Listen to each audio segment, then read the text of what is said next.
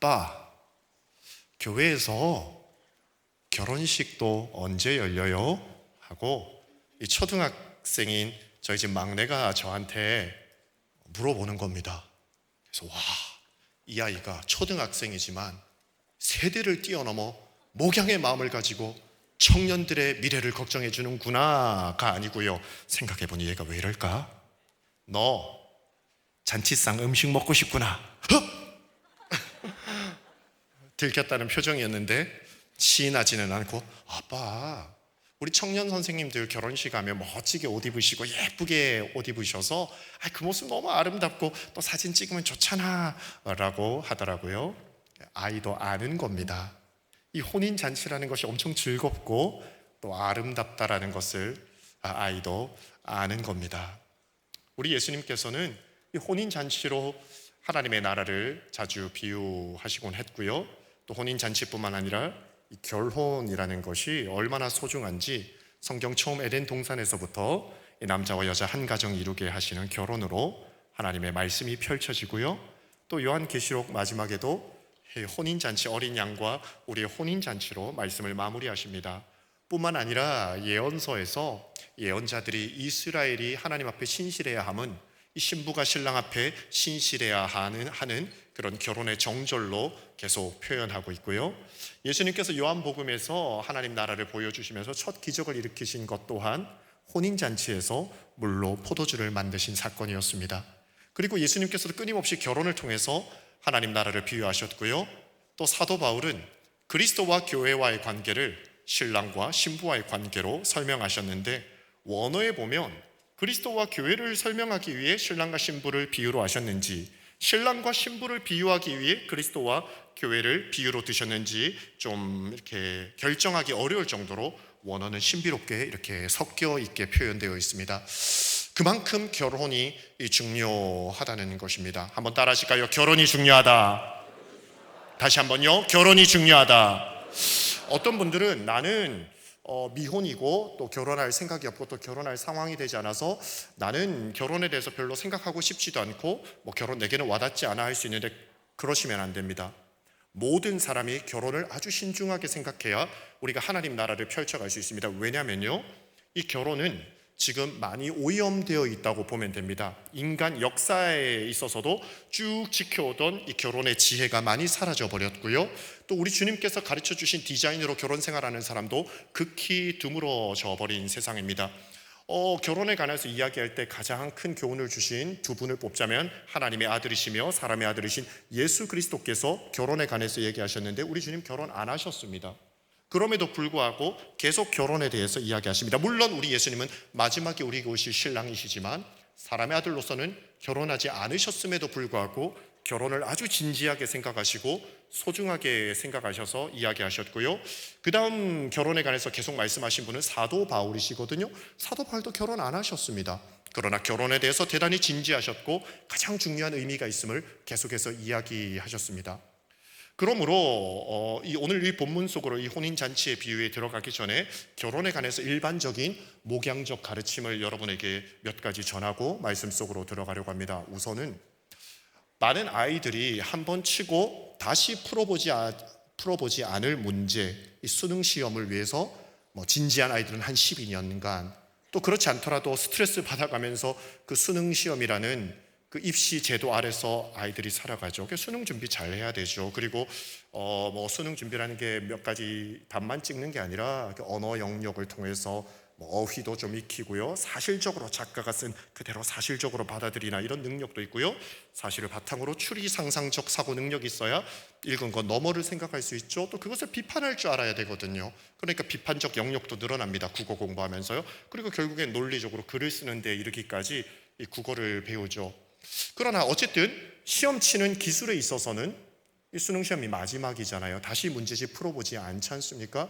그럼에도 불구하고 대학 수학 능력 시험을 염두에 두고 부모님들 아이들에게 공부하라고, 시험 준비하라고 그 시간표에 맞춰서 아이들의 삶을 걱정하고 염려하고 가르치잖아요.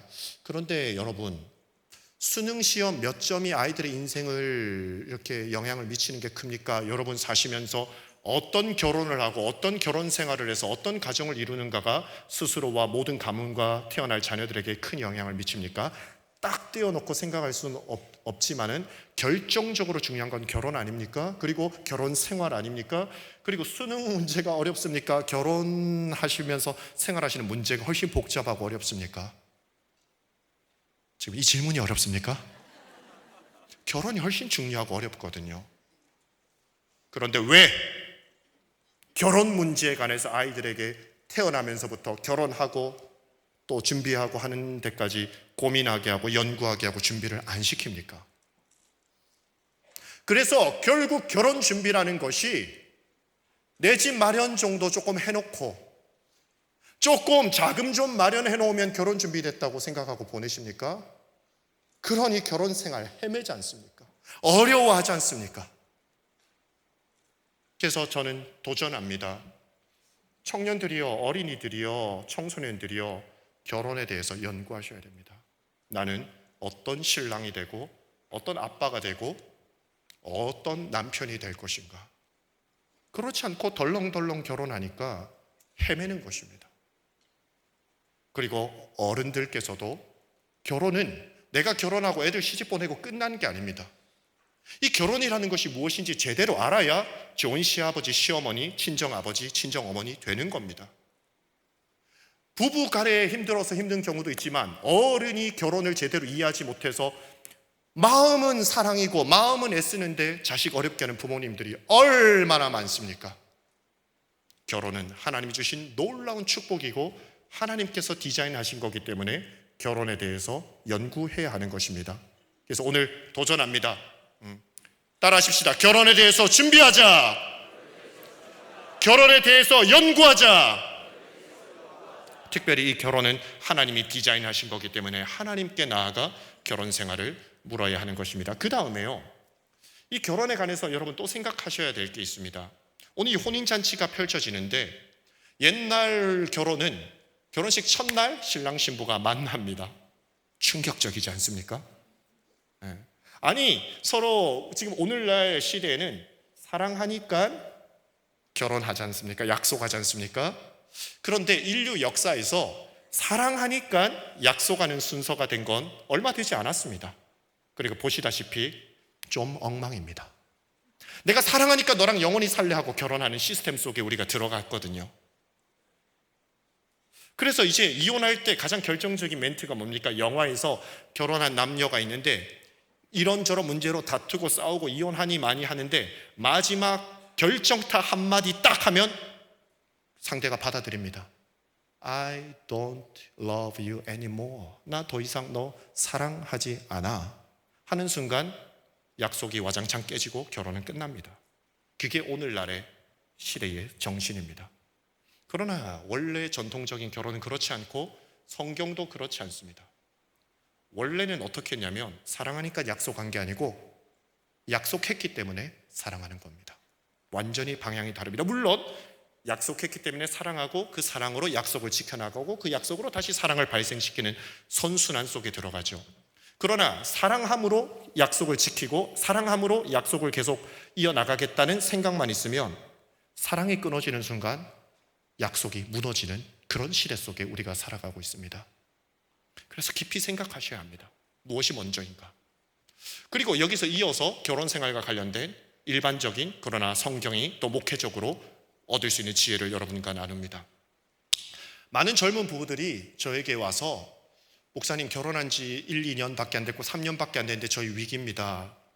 또 많은 부인들이 오셔서 목사님 제 남편이 더 이상 저를 사랑하지 않는 것 같아요 합니다. 그래서 신랑 불러서 이렇게 또 들어보고 얘기해 보면 막 좀 이렇게 너무 사랑을 요구하는 것 같아서 힘들다 하시는 분도 있습니다. 뭐 젊을 때 연애할 때는 어땠어요 했더니 먼 길도 마다하지 않고 이 형제들이 막 와주고 또 먼 길도 데려다주고 기쁨으로 데려다주고 했는데 결혼하고 나니 어디 여보 나 멀리 가야 돼 살펴 가라. 여보 너 멀다니까 버스 타고 가기 멀다. 택시 타고 가라. 변했어요 하는 겁니다. 왜 그런가? 마음이 좀 식으니까 행동이 안 나오는 거예요. 또 마음이 좀 변하죠. 그러니까 사랑의 형태가 좀 바뀌었겠죠. 그래서 몸도 바뀌는 겁니다. 이것도 마찬가지인 겁니다. 연애할 때는 마음이 있으니까 몸이 자동으로 나옵니다. 그런데 결혼하니 마음이 좀 달라지거든요. 그러니 몸이 바뀌는 겁니다. 그럴 때 알려드리는 겁니다. 약속이 있어서 사랑하듯이 이제는 방향을 바꾸셔야 됩니다. 마음이 일어나서 이 몸이 움직이던 건 연애나 신앙이나 초기에 주시는 하나님의 에너지이죠. 그러나 그 다음 계속 나아가는 에너지는 어떻게 발생되느냐? 몸을 먼저 움직여서 마음을 선물 받는 겁니다. 사랑하는 여러분, 성공하는 사람들의 특징이 여기에 있습니다. 누구든지 처음 무언가 공부를 시작하거나 사랑을 시작하거나 믿음 생활을 시작할 때는 이 마음이 잘 일어납니다. 그러나 마음이 식으면서 이 몸의 활동도 다 줄어듭니다. 그러나 성공한 사람들은 이제 어떻게 되느냐? 마음이 없어도 일단 조금이라도 몸을 움직입니다. 그러면 신기한 일이 일어납니다. 마음을 선물 받게 됩니다. 그러므로 제가 그렇게 오는 젊은 부부들에게 어떻게 하냐면 형제들을 붙잡고 간곡히 부탁합니다. 오케이, 그 사랑이 식었다는 말 따위는 하지 말고 좀 마음이 변했다는 말 따위는 절대로 삼키고 오늘부터 헐리우드 액션에 들어간다. 가자마자 오늘 처음 만난 여인인 것처럼 설렘과 기대를 가지고 있는 것처럼 마음에는 없다 하더라도 행동을 좀 해보십시오. 그러면 기적이 일어날 겁니다. 아니, 나 믿고 한 번만 해보십시오. 그리고 보냅니다. 그리고 며칠 뒤에 오면 목사님, 기적이 일어났습니다. 제가 마음은 이 왼수, 저거 나한테 바가지 긁는 여자, 마음은 그랬지만 제가 가서 그 설거지하고 있는 아내 등 토닥여주고 일단 손잡아주고 차 타고 가면서 마음도 없지만 손잡아주고 그랬더니 목사님, 새 마음이 일어났습니다. 맨입으로 그런 얘기를 하고 있습니다. 우리 목회자들이 새가족이 오면 뭘 압니까? 그분의 이야기를 압니까? 그분이 어떤 일을 할지 압니까? 아무것도 모릅니다. 그러나 이분이 하나님께서 보내신 사람이고 귀한 영혼이라고 받아들여서 오셨습니까? 성도님, 와, 귀하십니다. 그 성도님들은 처음에는 어색하고 낯설어서 아무것도 안 하죠. 그러나 우리 목회자들은 마치 교회 오래 다닌 분이든 안 다닌 분이든 새로 오신 분이든 새로 오신 분일수록 더욱 행동을 조심하며 행동을 먼저 합니다. 그리고 우리 목회자들은 어느새 가슴속에 이 성도를 향한 진짜 사랑을, 마음을 선물 받게 됩니다. 이게 선순환에 들어가야 된다는 거죠. 처음에는 마음이 있어서 행동이 있지만 마음이 식어졌을 때는 행동, 그게 순종이거든요. 주님이 순종하라는 까닭은 순종하면 놀라운 믿음, 사랑, 소망을 선물 받게 된다는 것입니다. 이거 예배에도 적용하셔야 합니다. 처음 아무것도 모르다 복음을 듣고 교회 이야기 들으면 너무 좋아서 찬송이 나오고 막 봉사도 하고 싶죠. 근데 조금 지나면 마음 식으면서 몸도 가라앉거든요. 바로 그때 몸을 순종시켜야 된다는 겁니다. 훈련을 해서요, 몸을 그냥 하는 겁니다. 그냥 하다 보면 마음을 선물 받습니다. 운동하시는 분들 다 체험하실 겁니다. 저는 전쟁하듯이 운동합니다. 근데 어떤 날에는 제가 10km씩 달리잖아요. 여러분 10km가 어떤 분들은 뭐 마라톤을 달리시지만 저는 1km도 헉헉거리던 사람이거든요. 근데 이제는 아는 거예요. 제 가족들은 늘 봅니다. 제가 머리를 쥐어뜯거든요. 운동하기 싫어, 날이 춥고, 아우 싫어, 저 역기를 왜 들어야 되고 저 달리기를 왜 해야 되냐 하면서 나가거든요. 근데 들어올 때는 어떡합니까? 운동할 때 너무 신나고 좋아서 멈추기 힘들었다 할 정도로 뭐 10km, 요즘엔 12km, 15km도 뛰거든요. 운동도 인대가 상할 정도로 할까봐 오히려 절제해야 되고요. 마음을 선물 받고 의욕이 일어나거든요. 예배도요, 그냥 앉아있는 분은 끝까지 마음 안 생깁니다.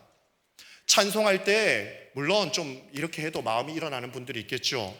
그러나 마음이 없어도 힘차게 찬송하다 보면 기쁨이 임하고, 좀 믿어지지 않고 갈등이 돼도 아멘 아멘 하다 보면 믿음 선물 받고, 인간은 신비로운 존재인 것입니다. 마음도 선물 받으시되 몸으로 순종하셔서 새 마음을 선물 받으시기를 주님의 이름으로 축원합니다. 이렇게 이제 혼인잔치가 이루어지는데요, 오늘 이야기는, 이 결혼은 좋은 것이고 즐거운 것인데 사실 오늘 이야기는 조금 무겁고 무섭게 끝이 납니다. 이야기인지 그렇습니다. 혼인잔치가 벌어지는데 10명의 처녀들이 등불을 가지고 가서 이 신랑이 오는 것을 맞이합니다. 고대 유대, 지금도 그렇고요, 유대 결혼은 일주일간 이루어집니다. 첫째 날 해가 지면 신랑이 옵니다. 이 결혼은 개인의 사랑으로만 이루어지는 게 아니라 가문과 가문의 만남이죠. 사랑하는 여러분, 온 인류가 이렇게 보편적으로 많이 결혼하게 된 때도 사실은 많지 않습니다. 고대 사회로 가면 더 심합니다. 최재천 교수라고 그 진화 생물학자인데 부인은 열심히 기도하시는 분이고 이 최재천 학자는 좀 진화론을 믿는데 아내한테 끌려서 순복음교회 다닌다고 본인이 말씀하시더라고요. 세계적인 학자이십니다. 근데 그분이 말씀하시기를 모든 생물 가운데 동물 가운데 암컷과 짝짓기 할 수 있는 수컷이 평생 암컷이랑 한 번이라도 짝짓기 할 수 있는 수컷이 5% 미만이라고 합니다. 그러니까 수사자 가운데 한 10마리가 있으면 겨우 한 마리 정도 짝짓기를 할 수 있을까 없을까? 나머지 9마리는 짝짓기 못 해보고 도태되고 밀려난다는 겁니다. 인간은 훨씬 더 고등한 동물이니 좀 더 남녀가 만날 기회가 많았지요. 그러나 옛날에도 그렇지 않았습니다. 결혼 못하고 남의 집 종으로 노예로 살다 끝나는 사람이 많았고요. 부자는 많은 부인을 거느렸습니다. 아시다시피 솔로몬이 부강했음을 나타내기 위해서 성경에서 본부인만 700명이요 1000명의 여인을 거느리고 살았답니다. 생각만 해도 머리가 아파. 한 명의 부인과 사시는 축복을 누리시는 여러분 축하합니다. 아멘 안 하시는 분들은 1000명 머리 너무 아픕니다. 근데 아무튼 지금 이슬람이나 중동에서는 아직도 부인을 4명까지 쿠란에 의해서 4명 정도 부인을 허락하지요. 제가 제 첫 친구 캐나다의 첫 친구가 이란에서 온 에이든이라는 친구입니다. 그래서 에이든에게 전도한다고 우리는 일부일처의 그 완벽한 연합을 성경에서 가르치는데 너희는 어찌 4명이나 하는가? 그랬더니 처음엔 농담을 하더라고요. 우리는 다양성을 존중해서 키 큰 여자 1명, 키 작은 여자 1명, 뚱뚱한 여자 1명, 마른 여자 1명이 필요하다. 농담이고 중동 지역에 먹고 사는 게 힘들어서 부한 남자가 책임감 있게 최대한 4명의 여자까지는 거느려서 살았다고 합니다. 그래서 너희 막 4명 그렇게 부인 다 두고 사냐? 거의 없답니다. 왜요? 돈이 없어서요.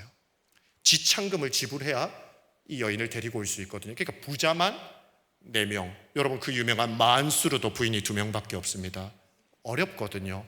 그리고 지참금을 많이 줘야 합니다. 그리고 그 지참금으로 딸의 가문, 그 딸이 속한 집이 사는 겁니다. 그래서 예쁜 딸이 태어나면 보기 좋아서도 그렇지만 이 딸 덕분에 우리가 살겠네 했다고 합니다.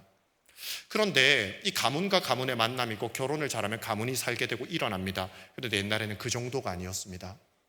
한 여인이 결혼을 잘하게 되어 큰 성주, 큰 도시의 왕과 또 나라의 왕과 결혼하게 되면 그 딸을, 그 결혼하는 신부를 배출해낸 온 가문이 복을 받고 일어나고 투자받고 선물 받고 온 가문이 또 마을이 일어나는 겁니다. 그러니까 이 결혼식은 한 사람의 만남과 행복이 아니라 가문이 변화되게 되고 온 마을의 행사여서 한 사람이 결혼할 때 일주일 동안 파티하면서 모두가 그 신랑을 맞이하는데 오늘은 10명이나 나가 들러리로서, 물론 학자마다 좀 다릅니다. 예비 신부로서의 10명이라는 사람도 있고요. 근데 제가 볼 때는 들러리들인 것 같습니다. 신랑이 오는 것을 맞이하는 10명의 처녀가 있습니다. 그런데 그들이 밤에 오시는 신랑을 맞이할 때 등불을 가지고 불을 밝히는데 이게 상징이 있는 겁니다. 우리 가문이, 우리 마을이 신랑의 가문과 신랑을 영광스럽게 하기를 원하며 깊이 존중하며 환영합니다 라는 뜻이 등불을 밝히는 거였습니다. 그래서 10명의 처녀가 나가서 등불을 밝힌다는 건 이 신랑이 굉장한 사람이 오고 있다는 것이고, 그리고 이 마을을 다 살리는 위대한 인물이 오고 있다는 겁니다. 그리고 이 들러리들은 그냥 나가는 것이 아니라 그 들러리도 나 하고 싶다고 되는 게 아니라 마을에서 가장 귀하고 아름다운 처녀들로 준비했다고 합니다. 그리고 그 신랑의 가문에서 올 때에 그 들러리들을 또 살펴보면서 누구 우리 신부로 삼을 만한 사람이 있는가 생각하며 보죠. 여러분 창세기에서 세겜이 이 야곱의 딸 디나를 데리고 가려고 할 때 나 좋으니까 결혼하려고가 아니라 온 마을 장로들을 데리고 와서 우리 결혼합시다. 이 결혼 혼사 문제가 혼자만의 문제가 아니라 온 부족의 문제인 것을 우리에게 보여주지 않습니까? 그러니까 어쨌든 대단한 사람이 오고 들러리들도 막중한 임무를 가지고 우리 가문이, 우리 마을이 그 마을, 그 가문을 어떻게 생각하는지를 드러내는 자리인 것입니다. 그래서 이 여인들이 들러리의 옷을 입고 등불을 들고 나갔습니다. 다 나갔고요. 10명의 아가씨들이 다 나갔고요. 그런데 신랑이 더디 옵니다. 그들이 생각할 때 더디 온 거겠지요. 그러다 보니 다 같이 좋은 건데요. 그 10명 중에 5명은 슬기가 있어서 정말 많이 늦어지면 안 되니까 그 신랑이 우리에게 얼마나 소중한 분인데 하고 기름을 준비했고요. 다른 미련한 5 여자들은 그냥 아이고 내가 맡았네, 아이고 올 때 되면 오겠지 하고 덜렁덜렁 그냥 5명이 나갔습니다. 더디 옵니다. 다 줍니다. 그런데 누군가가 외칩니다. 보라, 신랑이로다, 맞으러 나오라 합니다. 그때 나가는데 보니까 이제 5명 미련한 여인들의 5명의 등불은 이제 기름이 없어서 꺼져갑니다. 딱 보니 슬기 있는 여자들의 5등불은 여전히 타오르고 계속 기름을 공급하니 타오릅니다. 이 꺼져가는 등불을 가진 여인들이 야 기름 좀 빌려줘 하는데 좀 매정하죠. 야 너희 빌려주다가는 다 꺼진다. 이 매정한 게 아니라 불이 다 꺼지면 큰일 나는 겁니다. 5명이라도 불이 밝아야 이 가문이 그 가문을 맞이하는 겁니다. 그래서 안 된다, 너희 가서 사오라 합니다. 그 밤에 사올 때가 어디 있습니까? 있습니다. 왜냐하면 마을 사람들이 다 깨어 있습니다. 이건 마을의 잔치입니다. 그래서 달려가서 기름을 사오지만 이미 신랑은 왔고 자기의 영광을 드러내준 들러리들만 데리고 피로연에 들어갔고, 늦게 온 5 여인은 문을 두드리면서 주여 주여 열어주소서 하는데 주인께 신랑이 내가 너희를 알지 못한다 무섭고 매정한 말로써 탁 닫고 끝이 납니다. 그런즉 깨어있으라, 너희는 그날과 그때를 알지 못하느니라. 이것이 주님의 말씀입니다. 오늘 이것을 통해서 우리가 몇 가지만 생각하십시다. 첫째로 결정적인 순간이 온다. 주님은 말씀하십니다. 따라하실까요? 결정적인 순간이 온다. 결정적인 순간이 온다. 오늘 이 말씀은 우리의 왕 되시고 신랑 되신 예수님이 오시는 결정적인 순간에 대한 종말론적 말씀입니다. 그 전에 일반적인 작은 종말들을 우리 잠깐 생각해 보실까요? 우리는 잠들어 있고 준비되지 않은 채 막 살아갑니다. 그러나 결정적인 순간, 더 이상 새롭게 준비할 수 없는 순간이 되어서야 그 결정적인 순간이 왔음을 실감하고는 하지요. 사랑했던 분에게 사랑한다, 고맙다, 미안하다 충분히 말하지 못했는데 어느 날 떠났다는 소식을 듣습니다. 너무 결정적인 순간이지요. 어제까지 출근 잘하고 학교 잘 다녀온 가족인데 갑자기 빨리 집으로 와 문자 하나 옵니다. 그리고 중환자실에 그 사랑했던 사람이 있다는 결정적인 순간을 맞이합니다. 더 이상 이야기하지 못하는 순간이 오지요. 사랑하는 여러분, 그런 문자, 그런 소식 갑자기 듣고 나서야 후회하시겠습니까? 우리는 지혜 있는 자가 되어서 결정적인 순간이 오물 온 마음과 온 몸으로 알고 있어야 합니다. 소중한 기회, 소중한 마지막 순간을 잃어버리기 전에 그 결정적인 순간들이 오고 있음을 깨달을 수 있으시기를 주님의 이름으로 축복합니다. 무엇보다 가장 결정적인 순간은 우리 왕 대신 예수 그리스도께서 오시는 시간입니다. 이 신앙이 좀 무디어지는 것 같습니다. 이 처녀들이 신랑이 더디 온다고 느끼듯이 2000년 동안 교회에게 곧 오신다 하신 주님이 더디 오는 것처럼 느껴지시는 분이 있으실 거고, 2000년 교회 역사를 운운할 것도 없이 스스로의 신앙생활 가운데 뭐 주님 오신다더니 우리 할아버지 장로님도 주님 오시는 거 못 봤고, 우리 아버지 집사님도 주님 오신 거 못 봤고, 나도 평생 예수 믿어왔는데 주님이 안 오시는 것 같은데 라고 하면서 결정적인 순간이 결국에는 오는데 오지 않는다고 생각하며 잠들어 버린 미련한 여인처럼 살고 계신 성도들이 계십니까? 이 여인들처럼 말입니다. 오늘 깨어나셔야 합니다. 24장 말씀에, 오늘 25장인데요 24장 말씀에 36절에 그러나 그날과 그때는 아무도 모르나니 하늘의 천사들도 아들도 모르고 오직 아버지만 아시느니라. 노아의 때와 같이 인자의 임함도 그러하리라. 홍수 전에 노아가 방주에 들어가던 날까지 사람들이 먹고 마시고 장가들고 시집가고 있으면서 홍수가 나서 그들을 다 멸하기까지 깨닫지 못하였으니 인자의 임함도 이와 같으리라 하였습니다. 노아께서 하나님의 계시를 받아 큰 방주를 짓습니다. 얼마나 거대한지 하루 이틀의 일이 아닙니다. 처음에 사람들이 와서 흥미를 가집니다. 구경도 합니다. 그러나 비웃습니다. 아이고, 내 평생 사는 동안 그런 비, 이런 배가 필요한 비가 내렸다는 소식 듣지도 보지도 못했네. 이런 배를 지으려면 바다로 가야지 무슨 땅에다 이런 배를 짓는가. 사람들이 놀렸겠죠. 노아는 묵묵히 주의 말씀을 믿고 기다리면서 배를 짓습니다. 처음에 사람들은 흥미를 가지고서라도 구경했겠지만 나중에는 미쳤다고 조롱하지만 나중에는 심지어 무관심해졌을 겁니다. 저 정신 나간 사람 보게. 아니, 아예 관심도 없어지죠. 우리 주님께서 결정적인 순간이 온다 더디오시면서, 사실은 오래 참으시면서 한 사람이라도 더 구원받기를 기다리고 계신데 그 은혜와 자비를 알지 못한 채 임박한 결정적인 순간에 대해서 무뎌져서 노아를 조롱하듯이, 아니 노아에게 무관심해지듯이 그냥 사는 삶을 살아가고 계신 성도들이 계십니까? 어느 날 툭툭툭툭툭 비가 내립니다. 그때조차도 웃었을 것입니다. 우산 쓰면 되지. 물이 찹니다. 좀 높은 곳에 가면 되지. 산 꼭대기까지 물이 차오를 기세로 물이 올라오고 있습니다. 그제서야 노아의 방주가 생각났을 것입니다. 달려갑니다. 다행히 저 배가 있습니다. 그들이 두드립니다. 그러나 하나님께서 열어놓으셨던 시간은 다 지났고 닫았을 때 그들이 주먹이 부서져라, 그냥 손가락 뼈가 부러져라 문을 두드리지만 하나님이 닫으신 문은 열리지 않습니다. 그들의 열 손톱이 다 빠지도록 방주를 긁었을 겁니다. 마지막 호흡이 닿는 순간까지 살려달라고 빌었을 겁니다. 그러나 문은 열리지 않았습니다. 사랑하는 한국 가족들이여, 결정적인 순간이 오고 있습니다. 이 예언의 말씀을 비웃으십니까? 하나님 전부를 비우는 것과 동일합니다. 우리는 사도신경에서 고백했습니다. 산자와 죽은 자를 심판하러 오시리라. 지금 우리가 다 코끝으로 호흡하고 있어서 살았다 생각하십니까? 그렇습니다. 육신의 눈으로 봤을 때 우리는 다 산자입니다.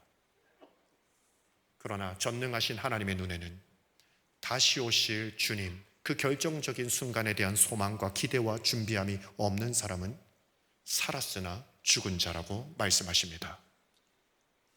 오늘 지금 이 회중 속에 앉아 계신 여러분은 살아있는 자이십니까? 하나님의 눈에 죽은 자이십니까? 죽은 줄도 모르는 죽은 자이십니까? 결정적인 순간이 옴을 기억하시고 깨어나시기를 주님의 이름으로 축복합니다. 둘째로, 결정적인 순간이 오고 있기에 결정적인 준비를 해라 말씀하십니다. 따라하실까요? 결정적인 준비를 하자.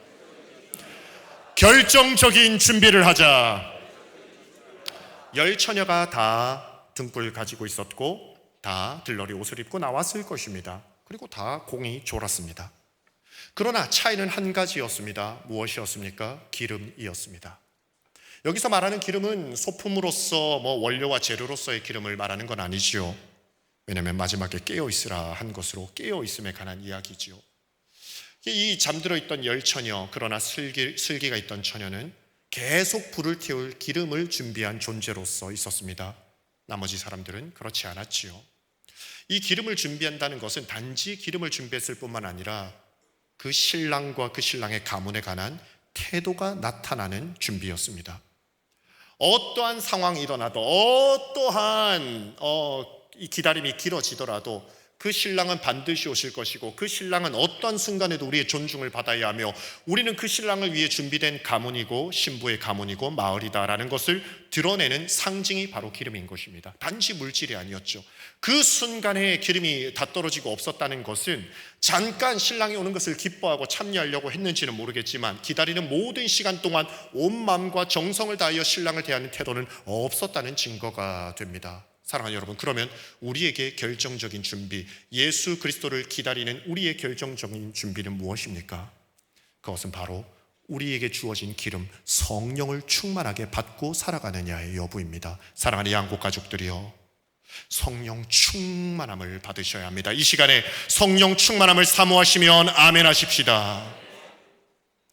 여러분, 조심하셔야 될 것이 있습니다. 아까 말씀드린 대로 행동이 있으면 믿음을 선물 받으시는 기회가 열리지요. 그러나 여기서 한 가지 더 주의할 것이 있습니다.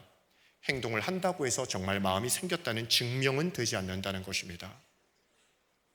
사랑하는 여러분, 저는 대학 다니던 시절 그래도 국립서울대학교를 제외하고는 가장 큰 규모의 돈을 가진 재단의 학교를 다녔습니다.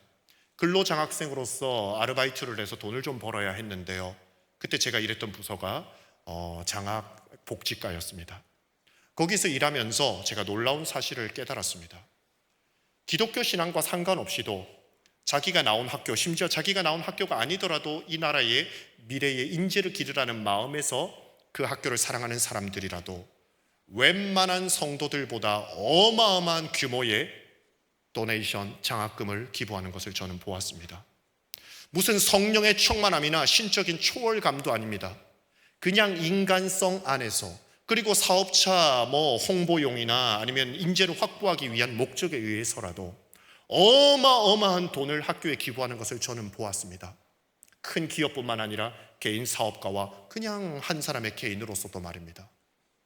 그러므로 저는 깨닫게 됩니다. 그리고 동문회 활동하시는 분들 가운데 교회에서 헌신하는 분 이상으로 학교를 위해서 헌신하시는 분들이 많다는 걸 보고 저는 충격을 받았습니다. 오호라, 놀라우시고 위대하시고 크고 힘있고 능하신 하나님을 위해서만이 아니라 인간적인 보람과 의미와 만족을 위해서도 저렇게 어느 기관을 위해 헌신하는 분도 있구나. 그렇다면 정신을 차려야 되겠다.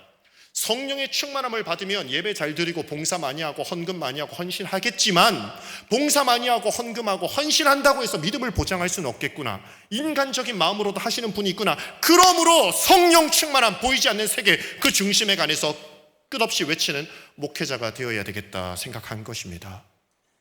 사랑하는 양국 가족들이요, 우리 주님께 영광을 올려드리고자 하는 그런 모든 삶을 이끌어내는 성령의 충만함을 받으셨습니까? 오늘 이 미련한 여인들이, 슬기 있는 여인들에게 기름을 나눠달라고 하는데 나눠줄 수가 없는 겁니다. 나눠줄 수 없는 것이 있다고 지금 주님은 말씀하시는 겁니다. 어떤 분에게 Do you believe in Jesus Christ? 예수 그리스도를 믿습니까? 라고 물었습니다. 교회 안에서요. 교회 잘 나오시는 분에게. 그랬더니 목사님, 저 교회 20년 다녔습니다. 동문서답입니다. 물론 제가 믿어서 20년이나 다녔습니다 할 수 있지요. 그러나 대개 그 말씀하시는 분은 믿음을 고백하지 않고 경력을 이야기하고 계신 겁니다. 믿는 사람 중에 제가 20년 다녔습니다 말하는 분 잘 없습니다. 당신은 그리스도 예수를 믿으십니까? 하면 눈빛으로 이미 말합니다. 아멘 하는 겁니다. 우리 엄마가 권사님입니다. 동문서답 그런 동문서답도 없습니다. 우리 할아버지가 목사님입니다. So what? 어쩌라고요? 감사한 일이죠. 복된 인간적인 행복이지요. 근데 그게 구원과 무슨 상관이 있습니까? 당신은 예수 그리스도를 주와 왕으로, 예수 그리스도가 당신의 가장 귀한 보배입니까? 하는데 우리 조카가 목사님입니다. 우리 형이 장로님입니다. 어쩌란 말입니까? 제가 제 아이들에게 이야기합니다. 너는 외할아버지가 선교사님이고 할아버지 할머니가 양곡교회 중직이시고 네 아빠가 담임 목사다. 복받았다. 그러나 너희 셋이 예수 그리스도를 주로 믿지 않으면 너희는 지옥 간다. 내가 사랑하는 아이들이지만 그렇게 얘기합니다. 주 예수를 구주로 믿어야 내 아이들아 천국 간다. 제 아이라도 제가 새벽마다 기도하고 은혜와 긍휼을 구하지만 결국 이 결혼 혼인 잔치는 공동체적인 사건이지만 결국 그 잔치에 들어가는 건 그의 온 인격을 다한 준비에 따른 것입니다. 사랑하는 양국 가족들이요, 성령을 받지 않고서는 죄송하지만 제게 아무리 사랑을 베풀어 주셔도, 제게 아무리 친절을 베풀어 주셔서 제가 좋아하는 교인이라도 성령 받아 예수 그리스도를 자기의 가장 귀한 가치로 여기지 않으면 교회 30년, 양곡교회 30년 다니셨어도 천국 못 갑니다. 갈 수 있다고 말씀드릴 수 없습니다. 오직 예수 믿어야, 오늘 처음 교회 오신 분이라도 그래 맞아 예수님이 나의 주인이셔, 나는 예수 없이는 천국 못 가, 예수님만이 나의 주님이셔, 그 사람은 천국 가는 것입니다. 그러므로 양국 가족들이요, 깨어나십시오. 깨어나셔야 합니다. 지금 이 2부 예배 마치기 전에 우리 주님이 내려오셔도 주 예수요 나의 신랑이시여 내가 주님을 사랑하나이다 하지 않으면 천국 못 갑니다. 그러나 허물 많고 넘어지고 온몸에 흙탕물이 묻고 좀 부족해도 주님 아시죠? 나는 주의 은혜 없이 살 수 없고 나의 주인은 주님이시고 나의 신랑은 주님밖에 없습니다. 그는 천국 가게 됨을 믿으시면 아멘 하십시다. 결정적인 준비가 되셨습니까? 제 가슴 속에 부어준 믿음을 소개할 수는 있어도 본질적으로 나눠줄 수는 없습니다. 제 아이, 제 아내에게도, 제 부모님, 제 형제들에게도 나눠줄 수 없는 게 있습니다. 소개는 할 수 있을지언정.